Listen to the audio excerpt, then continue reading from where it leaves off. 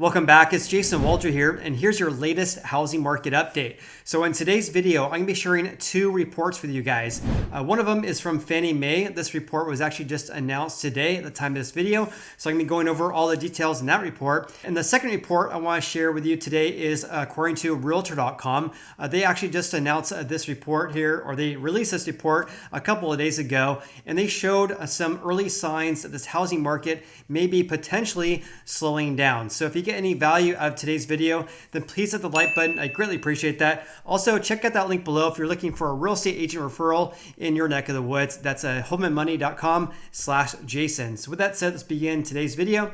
So the first report I'm going to be going over with you today is from Fannie Mae.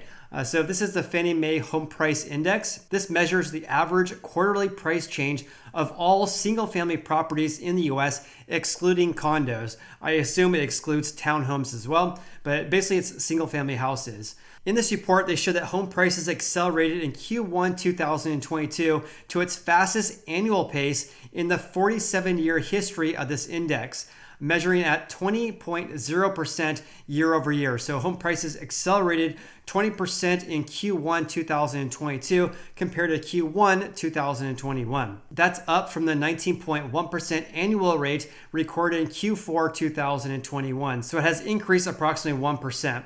On a quarterly basis, home prices rose a seasonally adjusted 4.8% in Q1 2022. According to Doug Duncan, who's Fannie Mae's Senior Vice President and Chief Economist, he had this to say: after decelerating towards the end of 2021, and decelerating basically means that home prices are increasing, but not at the same rate as they were previously, but home prices were still increasing. So in other words, after decelerating towards the end of 2021, the HPI sped up in the first quarter of 2022 due to continued strong home buying demand and a lack of inventory. As you guys all know, I report all the time about how a lack of housing inventory in the U.S. They believe recent home buying demand was augmented by many home buyers pulling forward in their home purchase plans in anticipation of rising mortgage rates. So in other words, a lot of people were deciding to buy a house earlier than planned because in fears of basically that mortgage rates are going to be increasing further, which at the time of this video, mortgage rates have increased approximately 2% year to date already. Now with rates having sharply risen since the start of the year, again 2% increase, and some of that home buying demand now met, we expect price growth to begin cooling as the year progresses. So speaking of mortgage rates, right now, according to the Mortgage News Daily, a great website if you want to see average mortgage rates across the United States, as of today, which is the 15th of April, the 30-year fixed is averaging about 5.15%. An FHA is at 4.75%, and a 5/1 ARM is at 4.02%. 1 year ago at this time, mortgage rates were averaging 3.22%, so a gain of 1.93 percentage points. So in other words, what Fannie Mae is forecasting is because of mortgage rates rising so much, they anticipate that price growth is going to be cooling for the rest of the year here. And again, the key word there is growth. They're not saying that home prices are going to be decreasing, but they're saying that the growth of home prices is going to be slowing compared to prior years. So comment below if you agree with our housing market forecast or if you disagree as well. So changing gears slightly, let's talk about this newest report from Realtor.com. They actually just published this today at the time of this video. This is for March 2022, the latest housing market stats across the United States for the month of March. In this report, they say the national inventory of active listings, which is another word for housing supply or housing inventory, actually declined by 18.9% compared to 1 year ago. Here's a key stat though, because active listings or housing supply is down 62.3% compared to 2022, right at the onset of this pandemic. So a big decrease in just 2 years. Here's a good way to look at this. It says, in other words, for every 5 homes available for sale in the earlier period, meaning 2 years ago, today there are just 2. So for every 5 houses that were listed in the early parts of 2020, now there are only 2. Another way to look at this, which I think is a better analogy, is to look at for every 100 houses that were listed in the early parts of 2022, now we only have 40 houses. So for every 100 houses listed, we only have 40 houses. So far less houses available for sale right now, which of course is causing upward price pressure on home prices. And by the way, comment below with what you think about the background here. On my previous video I made, I filmed it in cinematic mode on my iPhone here, and this is just a regular video, so you can see the background a little bit better. So comment below with what you think it looks better, because I may be using this temporary office space here in the next couple of months here. So anyways, let's go ahead and dive right back in the video, but I would be really curious to hear your take, because I want to make these videos for you guys. I want to make them look as visually pleasing as possible, and of course deliver the latest housing market data that I can. So anyways, newly listed houses were down 3.4% nationally compared to a year ago, and down 5% for the large metros.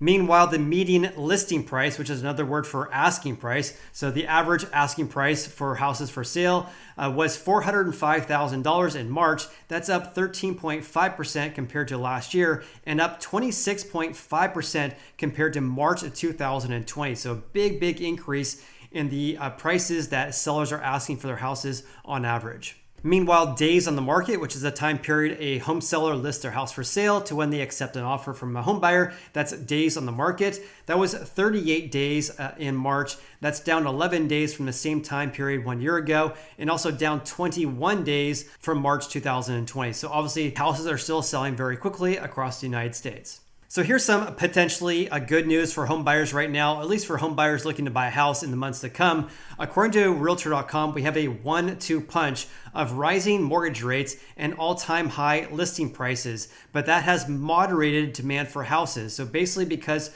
rates have been increasing so greatly, and of course prices have also been increasing greatly, we're not seeing as much demand for the houses that do get listed for sale. And it says, while the median listing price has reached a new all-time high, in other words, the median asking price for house listed for sale, a greater share of listings are seeing price reductions as sellers adjust to a moderation in buyer demand.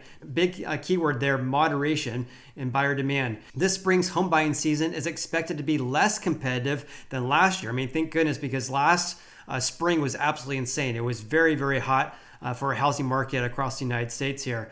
However, activity is still elevated compared to other recent years. So at least we're not going to have the craziness we had last year, but it appears we're going to be seeing some moderation, which is obviously good news if you're looking to buy a house. Okay, let's take a deeper dive into housing inventory across the United States. So according to Realtor.com, the total number of unsold houses nationwide, a metric that includes active listings and listings in various stages of the selling process that have not yet sold. So in other words, houses that are for sale and also houses that are in pending contract with a home buyer. That's down 12.2% from March 2021. And this is also a smaller rate of decline compared to last month, 15.3% decline. So we're seeing a reduction in the number of unsold houses, which is a positive sign. If current trends persist, we may see active and total listings grow year over year by June or July of this year. So here's a really good graphic for active listing count. This is down, of course, 18.9% compared to 1 year ago, and this is as of March 2022. The green line here is for 2021, and 2022 is this yellow line here. As you can see here, we're down 18.9%. A big decrease in February, or a fairly significant decrease in February, but it has moderated and actually increased slightly in March, which of course is a positive sign.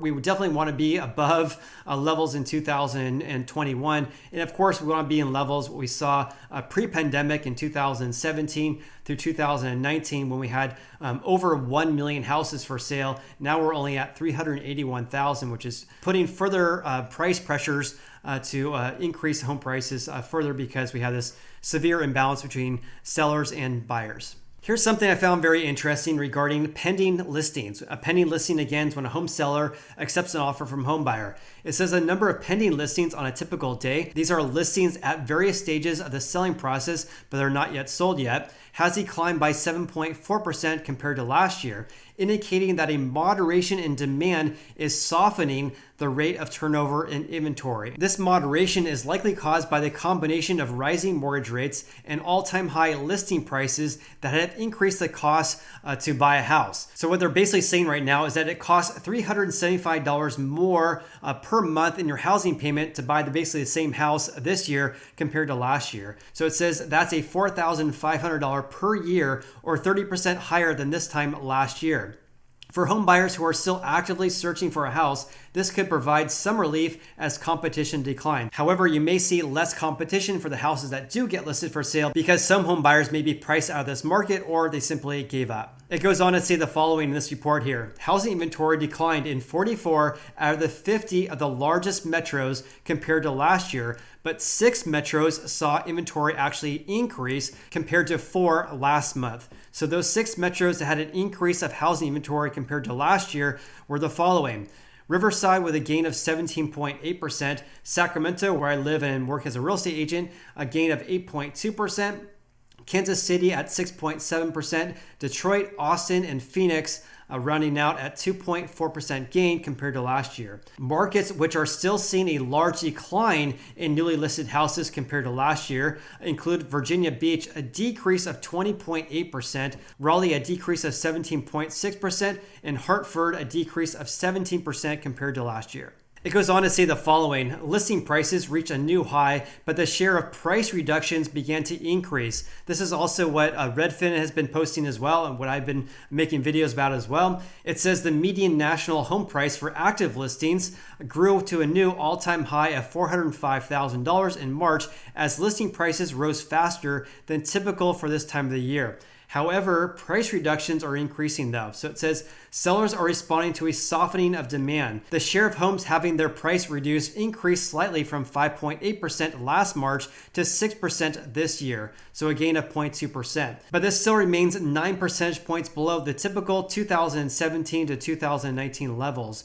25 of the largest 50 metros in the US saw an increasing share of price reductions in March compared to just 18 in February. So we have 25 this year compared to 18 last February. So that's obviously a positive sign. Obviously, we need a lot more price reductions and a lot more housing inventory to balance out this housing market. And here are the US cities that had the biggest price increases compared to last year. So Miami had a price increase of 37% compared to 1 year ago, Las Vegas at 35.2%, and Tampa, Florida at 32.0%. Those all posted the highest year-over-year median list price growth in March.